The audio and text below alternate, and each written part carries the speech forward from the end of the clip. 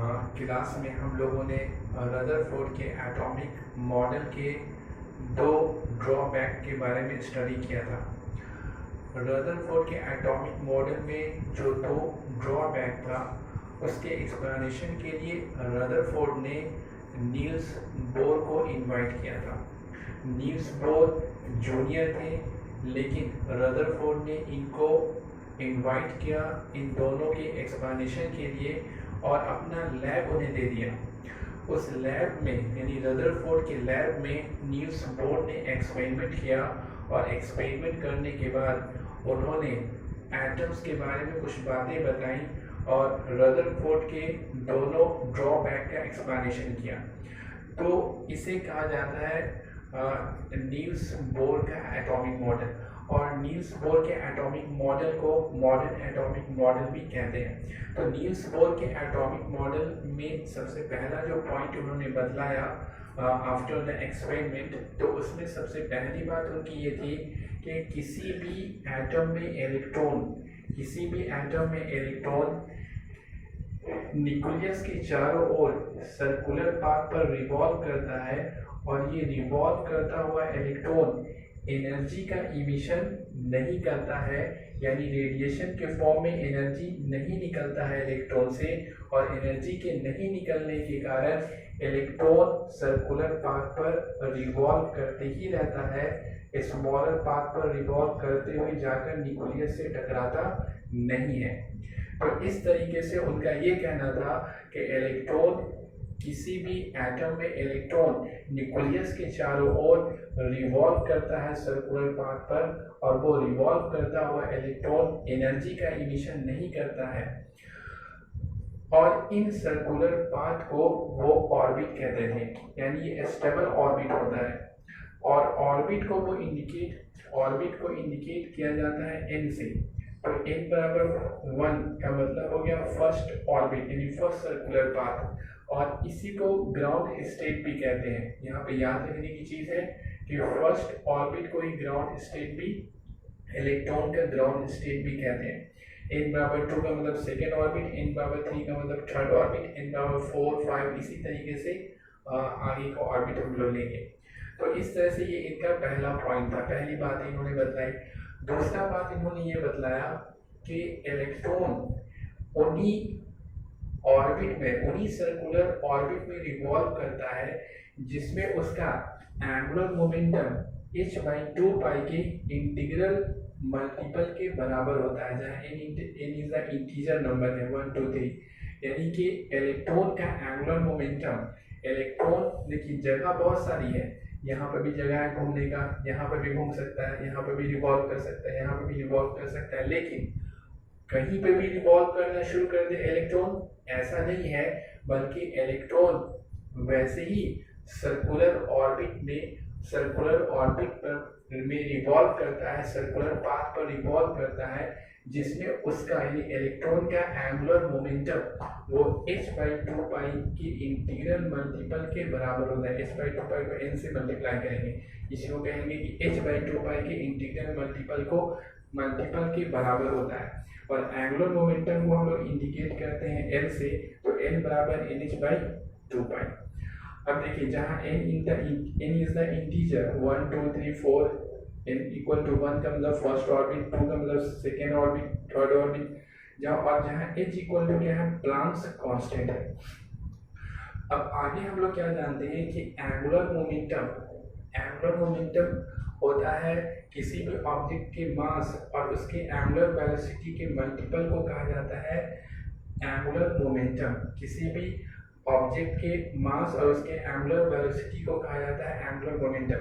और angular velocity बराबर होता है linear velocity into radius of the circular path. Omega equal to होता है v इंटू r। तो n इक्वल टू हम लोग लिख सकते हैं m ओमेगा, या फिर हम लोग लिख सकते हैं mvr, जहाँ m is the mass of electron, v is the linear velocity and r is the radius of the orbit. तो इलेक्ट्रॉन उन्हीं ऑर्बिट पर, उन्हीं सर्कुलर ऑर्बिट पर, उन्हीं सर्कुलर पाथ पर रिवॉल्व करता है जिसमें उसका एंगुलर मोमेंटम यानी इलेक्ट्रॉन का मास, लीनियर वेलोसिटी और रेडियस इन तीनों का मल्टीपल h/2 के इंटीग्रल मल्टीपल के बराबर होता है। तो वैसे ही सर्कुलर ऑर्बिट पे रिवॉल्व करता है। किसी भी लाइन पर रिवॉल्व, किसी भी सर्कुलर पाथ पर रिवॉल्व शुरू कर दे, ऐसा पॉसिबल नहीं है। जैसे कि आप देखिए, अगर कोई कार है तो कार कहीं किसी भी रोड पर चलना शुरू कर दे, ऐसा नहीं है। अगर किसी कार की अगर चौड़ाई, उसका विड्थ अगर 6 मीटर है, 6 फुट है, 6 फीट है, तो वो उसी रोड पर चलेगी जिसकी चौड़ाई 6 फीट से क्या होना चाहिए, ज़्यादा होना चाहिए। अगर उससे कम है तो वो वहाँ पे नहीं चल पाएगी।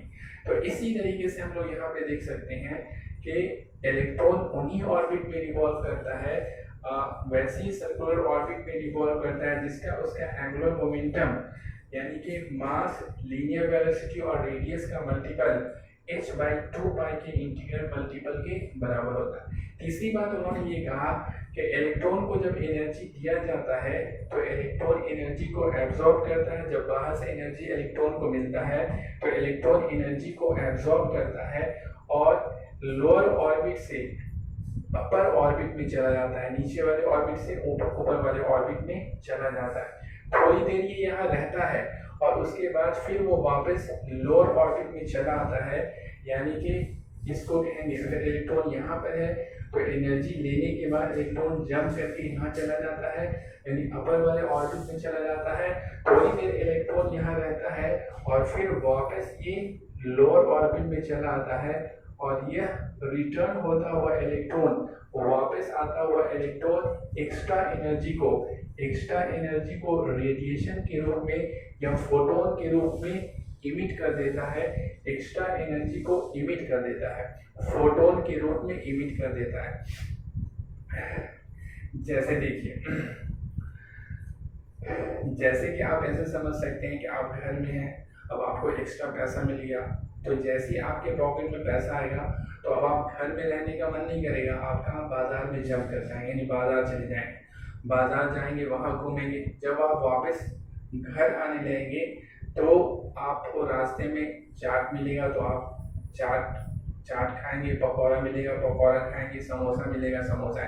सारा पैसा आप क्या करेंगे, लॉस कर देंगे, सारा पैसा आप खर्च कर देंगे और फिर वापस कहाँ पहुँच जाएंगे, अपने घर पे पहुँच जाएंगे। इसी तरह से अगर इलेक्ट्रॉन इस ऑर्बिट में रिवॉल्व कर रहा है तो एक्स्ट्रा एनर्जी लेके ये जंप करता है। वापस जब आता है तो जो एक्स्ट्रा एनर्जी इसने लिया था वो सारे एनर्जी को लॉस कर देता है। समझने के लिए हम लोग मान लेते हैं कि इस सर्कुलर पाथ पे इलेक्ट्रॉन को मूव करने के लिए, रिवॉल्व करने के लिए 50 जूल एनर्जी चाहिए। सपोज करके चल रहे हैं 50 जूल एनर्जी चाहिए। अब इस इलेक्ट्रॉन को जब और इस वाले पाथ पर रिवॉल्व करने के लिए इसको 80 जूल एनर्जी चाहिए। अब जब इसको एनर्जी मिल जाता है बाहर से 30 जूल और एनर्जी मिल गया, इस इलेक्ट्रॉन को जब 30 जूल और एनर्जी मिलेगा तो 50 + 30 हो जाएगा 80। तो ये इलेक्ट्रॉन जंप करके यहाँ पहुंचेगा। अब यहाँ ये रिवॉल्व करेगा, थोड़ी देर रहेगा और फिर जब ये वापस आएगा तो एक्स्ट्रा एनर्जी, अब एक्स्ट्रा एनर्जी कितना लिया था, तो एक्स्ट्रा एनर्जी लिया था 30 जूल। तो ये 30 जूल एनर्जी को ये क्या करेगा, 30 जूल एनर्जी को फोटोन के रूप में ये क्या करेगा, फोटोन के रूप में इमिट कर देता है। फोटोन हम लोग क्या जानते हैं कि एनर्जी के छोटे छोटे पैकेट्स को हम लोग कहते हैं फोटोन। एनर्जी के छोटे छोटे पैकेट्स को कहा जाता है फोटोन कहा जाता है। तो ये क्या करता है, एक्स्ट्रा एनर्जी को फोटोन के रूप में लॉस कर देता है। अगर मान लेते हैं अब ये फोटोन के रूप में जो लॉस करता है यानी 30 जूल एनर्जी को लॉस करेगा, तो यहाँ पे हम लोग लिख सकते हैं 30 जूल इक्वल टू, अब 30 जूल को कैसे निकालेंगे, तो 30 जूल को निकालने के लिए हम लोग क्या करेंगे, 80 में से 50 को घटा देंगे। तो यहाँ पे 80 जूल में से 50 जूल को, जैसे ही हम लोग 80 जूल में से 50 को घटाएंगे, सब्ट्रैक्ट करेंगे, तो यहाँ पे हमें क्या मिल जाएगा, 30 जूल एनर्जी मिल जाएगा। अब देखिए, अगर मान लेते हैं कि इस वाले ऑर्बिट का एनर्जी को इंडिकेट करते हैं E1 से और इस वाले ऑर्बिट, अपर वाले ऑर्बिट के एनर्जी को हम लोग इंडिकेट करते हैं E2 से, तो 80 के जगह पे हम लोग क्या लिख सकते हैं, 80 के जगह पे हम लोग लिख सकते हैं E2 और 50 के जगह पे यानी इसके जगह पे हम लोग लिख सकते हैं E1 लिख सकते हैं, इक्वल टू हो जाएगा एनर्जी ऑफ द फोटोन, और फोटोन की एनर्जी को हम लोग इंडिकेट करते हैं energy of the intake photon, photon की एनर्जी को हम लोग इंडिकेट करते हैं एच न्यू से इंडिकेट करते हैं। आपको बताया गया होगा कि फोटोन का एनर्जी होता है एच न्यू, हम लोग पढ़े थे E बराबर होता है एच न्यू और बराबर होता है एच सी बटा लेमडा होता है। तो इस तरीके से हम लोग लिख सकते हैं एच न्यू बराबर E2 माइनस E1 लिख सकते हैं। तो इस तरह से ये था नील्स बोर का एटॉमिक मॉडल। तो सबसे पहले क्वेश्चन लिखिए, right the Niels Bohr atomic model, right the Niels Bohr atomic model. इसमें आंसर में लिखिए, according to Niels Bohr atomic model, according to Niels Bohr atomic model, according to Niels Bohr atomic model। अब dash दे दीजिए और नीचे वाले line में पहला पॉइंट बना के लिखिए। पहले पॉइंट में लिखिए the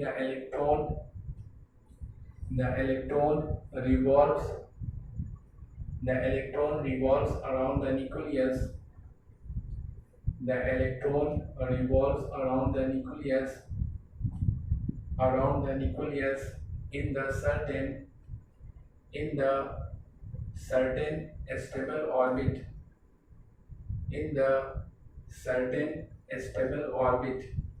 without the emission of energy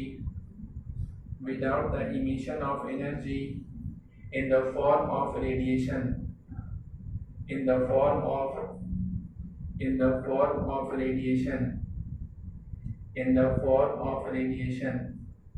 second में लिखिए the electron revolves around the nucleus, the electron revolves around the nucleus only in those circular orbit in which their angular momentum is equal to the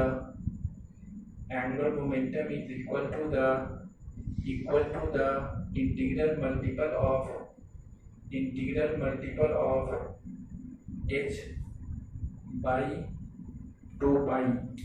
इस तरह से लिखे h by 2 pi, नीचे में लिखे that is angular momentum equal to, इस तरीके से angular momentum equal to nh by 2 pi, angular momentum equal to nh by 2 pi। Angular momentum को इंडिकेट करते हैं L से, तो L बराबर हो जाएगा nh by 2 pi। इस तरह से लिखिए L equal to nh by 2 pi, where n equal to 1 2 3 dot h equal to Planck's constant. अलग से लिख लीजिए इसको, अलग से कहीं पर अलग जगह पे या फिर वहीं पे बगल में लिख लीजिए इस तरह से, क्योंकि ये प्रॉब्लम्स में काम आएगा। तो एंगुलर मोमेंटम इक्वल टू होता है m ओमेगा और m ओमेगा इक्वल टू होता है m v r, जहाँ m equal to mass of the electron, omega equal to angular velocity, v equal to linear velocity और r equal to radius of the orbit. m equal to mass of the electron, omega equal to angular velocity, v equal to linear velocity और r equal to radius of orbit. इसके बाद लिखिए third point में लिखिए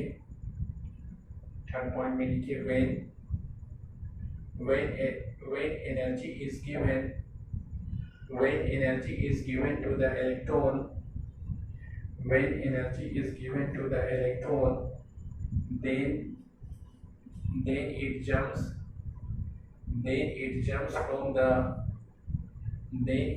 from the lower energy orbit lower energy orbit to the upper energy orbit, to the upper energy orbit, full stop. After sometimes, after sometimes, after sometimes, it returns back, it returns back, it returns back to the lower energy orbit, lower energy orbit, and emits extra energy, and emits extra energy in the form of, in the form of photon, in the form of photon,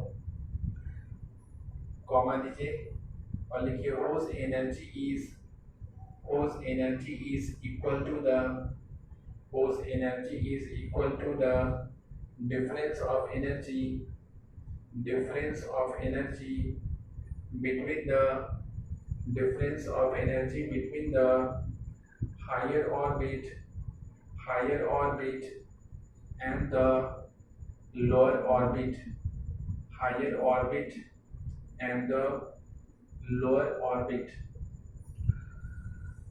उसके बाद नीचे लिखिए that is h new बराबर e2 minus e1। यहाँ से देखिए देखिए लिखिए h न्यू बराबर e2 minus e1, h new बराबर e2 minus e1, where h new बराबर, where h न्यू बराबर energy of emitted photon, h new बराबर energy of emitted photon, e1 बराबर energy of lower orbit, energy of lower orbit, e1 बराबर energy of lower orbit, e2 बराबर energy of higher orbit, e2 बराबर energy of higher orbit, e2 बराबर energy of higher orbit। और ये वाला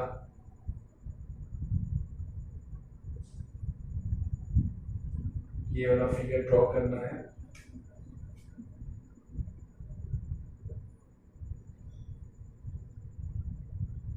इस तरह से ड्रॉ कर लीजिए, ये वाला फिगर ड्रॉ।